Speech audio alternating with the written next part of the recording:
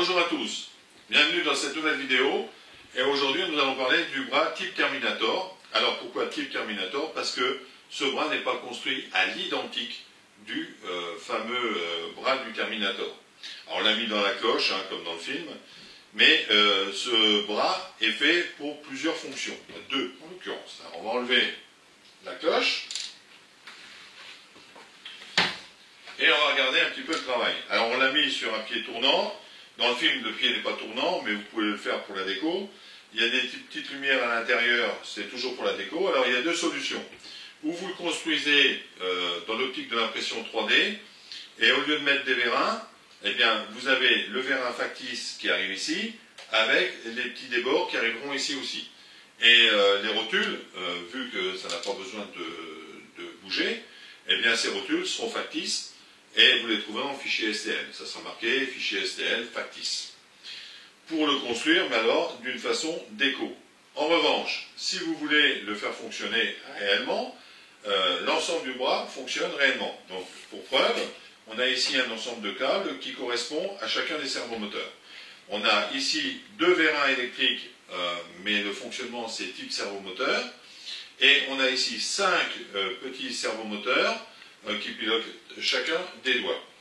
Alors, on a prévu donc tous les fichiers STL de construction réelle, c'est-à-dire que vous pouvez le faire fonctionner. Vous pouvez aussi récupérer que la main. Si que la main vous intéresse, il suffit de prendre les fichiers STL de la main et faire l'adaptation pour le mettre sur votre robot, puisque ça fonctionnera. Et en plus, on a fait un ensemble de tutos qui traitent des capteurs de flexion, parce qu'on a la possibilité d'avoir un gant avec des capteurs de flexion pour faire une sorte de mouvement avec votre main, et de l'autre côté, c'est retransmis au bras et à la main. Si on bouge le poignet comme ceci, eh bien le poignet va bouger. Si vous bougez vos doigts, les doigts vont bouger.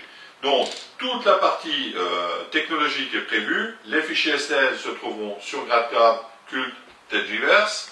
Et tout ce qui est code, c'est-à-dire le code Arduino pour manœuvrer le bras du pseudo Terminator ou style Terminator, eh bien ça sera ou sur notre site ou sur la page Facebook, le groupe Facebook, où vous avez des fichiers que vous pouvez les récupérer.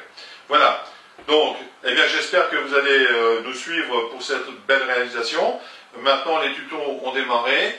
Il va commencer à en avoir sur la partie juillet à août, sur la partie capteur de flexion, sur la partie mise en mémoire des mouvements, etc. etc.